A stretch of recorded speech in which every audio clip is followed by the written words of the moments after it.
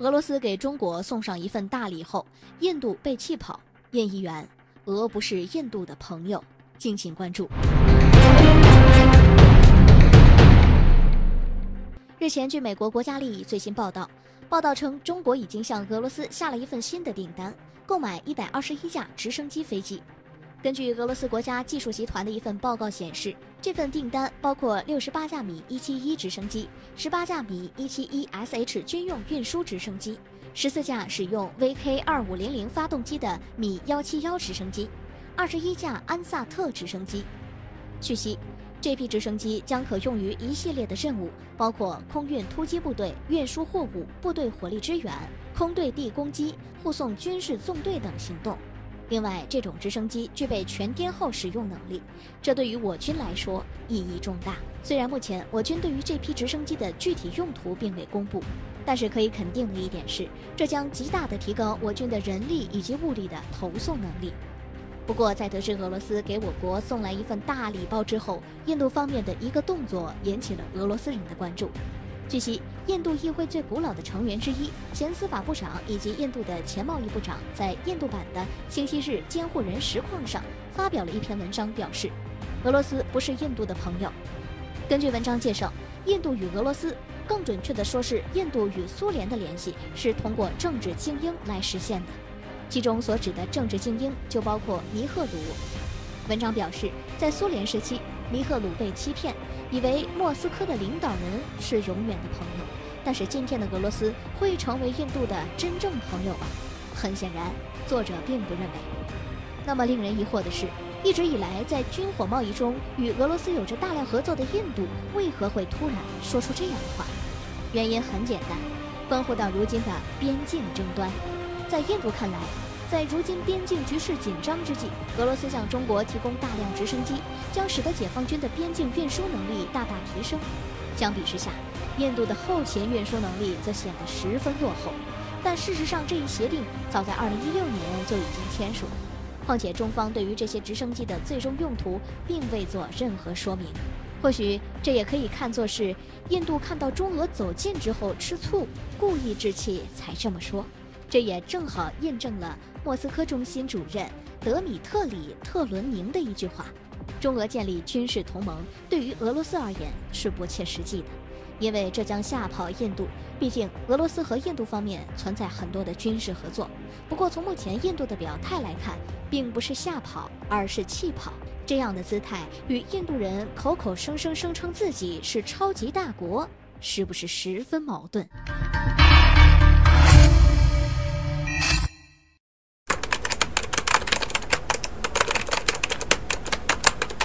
美扬言 F-15EX 能击落苏57，那能击落歼-20吗？美国也开始学别人为自家4代机吹牛了吗？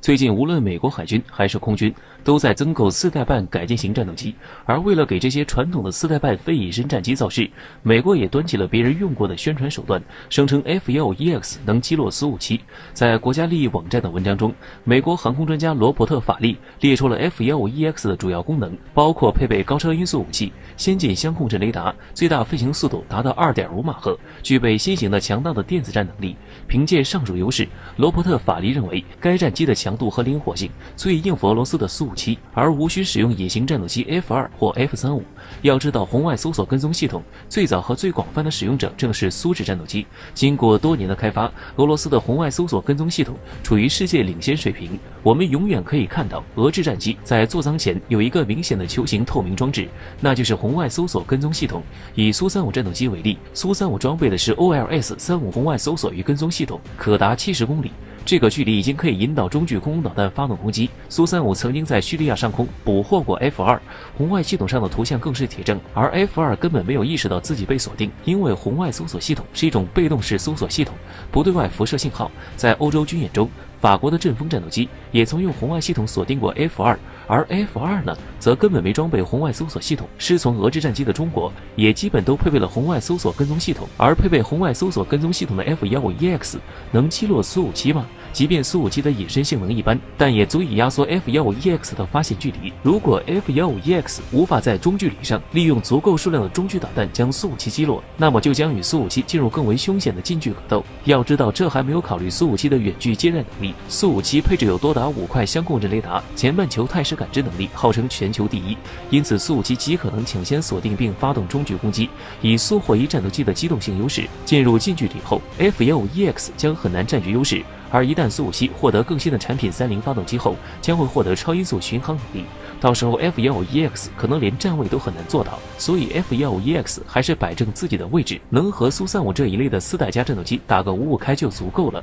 至于歼20，美国人倒是非常隐晦，没有提及。毕竟在美国的模型测试中，歼20的隐身性能即便比不上 F-35，也要比苏57好得多。F-15EX 这样的非隐身机，怕是没有了胜算。其实根据美国多年来在实战中的记录，战斗机凭借自己的雷达远距离捕获对手的概率很低，大多数情况下都必须需要预警机或者地面雷达、军舰来引导战机至目标区搜索，才能最终截获目标。这就是现在很多人提及的体系对抗。其实实战中的情况非常复杂，战斗机雷达再怎么先进，捕获目标都不可能100%成功。这也就是很多人纸上谈兵、列数据时，距离实战往往太遥远的根本原因。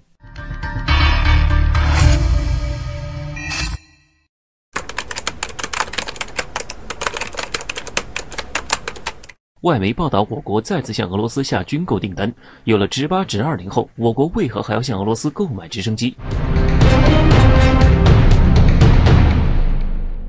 近日，我国再次购买了一批直升机。环球时报消息，据访问博客网站报道，中国已经向俄罗斯方面下了一份购买121架直升机的订单。这批订单中包含68架米171直升机，其中包括升级的米171E、21架安萨特直升机、18架米171SH 武装运输直升机，以及14架配备 VK2500 发动机的米171直升机。据了解，俄罗斯直升机公司向中国提供的多功能米171E直升机装有辅助动力装置，这个装置用于为发动机启动器或环境控制系统提供空气，可以运载重达4吨的大件货物。而俄罗斯直升机提供的米171SH 武装直升机则可以用于一系列任务，其中包含货物运输、部队火力支援、空运突击部队、护送军事纵队、空对地攻击等行动。前不久，我国的一家媒体在采访俄罗斯乌兰乌德直升机制造厂时，近距离拍摄到了印有我军军徽的米171SH 风暴运输直升机。由此可见，我国确实订购一批俄罗斯制造的米171SH 直升机，但是目前尚不清楚外国媒体所提及的是否是这批直升机，还是说中国加购了第2批直升机。然而令人感到不解的是，我国自主研发的直20、直8系列的直升机近年来一直在批量生产，我军为什么还要向俄罗斯购买直升机呢？据分析，由于我军进行了军改之后，我军的海军陆战队新增了很多陆战队空中突击营，并且我军还增加了一个空军的空中突击旅。不仅如此，我国海军的8艘071型船坞登陆舰以及075型两栖攻击舰，目前额定搭载直8、直10以及直20 3种直升机。所以说，我军对这类直升机的需求即将会变得越来越大。虽然说我国在努力生产此类直升机，但是由于需求量巨大，所以我国一时半会儿无法堵住这个缺口。再加上现在局势有些敏感，如果相应战机缺少的话，我们很可能会变得有些被动。因此，我国才会通过向俄罗斯购买直升机的方式来解决我军的燃眉之急。同时，这批直升机到来后，我国军队的实力会再次得到加强。所以说，我国向俄罗斯购买直升机是非常具有针对性的补充。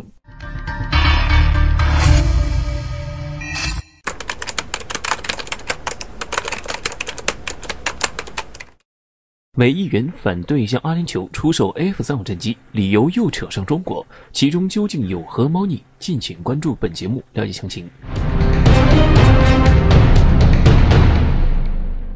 据《环球时报》的消息称，美国众议院外交事委员会主席在近期表示，美国国务院目前以非正式的通知国会，计划向阿拉伯联合酋长国，也就是阿联酋出售 F-35战斗机。这批战机的总数约为50架，总价值大约在104亿美元。当交易落实后，阿联酋将成为中东地区继以色列之后第2个拥有这种先进战斗机的国家。该计划一旦成功，那届时他们装备 F-35的数量将与以军方相同。众所周知，由于长期受到了美国的支持，以色列军队队在中东地区一直保持着空战优势，而其他中东国家一旦获得 F-35，必然会大大改变中东军事平衡，这是以方无法接受的。不过事情目前似乎受到了一些转机，由于是非正式的通知，所以有一位美议员反对国会准备向阿联酋出售 F-35战机，而给出的理由竟然又扯上了中国与俄罗斯，这其中究竟有何猫腻呢？据了解，这位名叫艾略特·恩格尔的议员在一份声明中宣称，当以色列在该地区的军事优势被削弱后，这可能会使先进技术泄露给在中东开展活动的对手国家，落入俄罗斯和中国等国手中，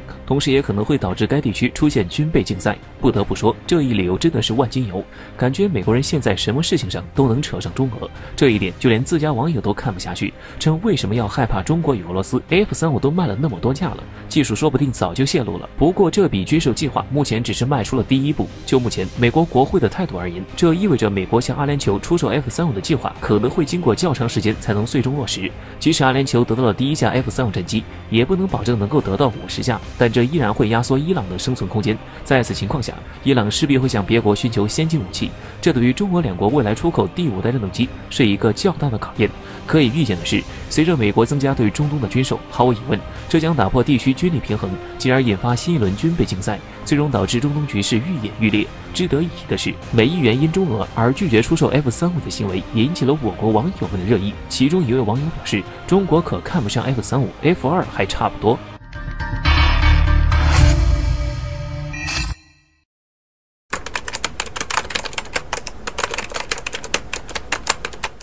近日，美国与印度间的一笔军购项目引起了外界的广泛关注。环球网消息，据印度媒体报道，美国方面突然同意将 FA-18超级大黄蜂战斗机出售给印度，并且最重要的是，美国准备向印度出售的 FA-18超级大黄蜂的型号与美国海军现役的 FA-18超级大黄蜂型号完全相同。众所周知，美国向其他国家，甚至包括其北约盟友出售武器装备时，都会将待出售的装备进行一些修改，目的就是为了防止技术泄露，以及为了防止买方的军事实力会凌驾于自己之上。那么美国方面为什么在这次会完全不经过修改的 FA-18超级大黄蜂出售给印度呢？为此，我国的著名军事专家多龙分析称，美国此举是为了捆绑美国与印度之间的军事利益，挤压俄罗斯的军火市场空间，这一举动将会严重阻碍印度国防军工产业的自主发展。也就是说，多龙的言外之意就是，美国为了自己的利益去动了俄罗斯的奶酪，并害了印度。但是美国向印度出售如此强大的海军舰载机，为何会对印度军工业产生负面影响呢？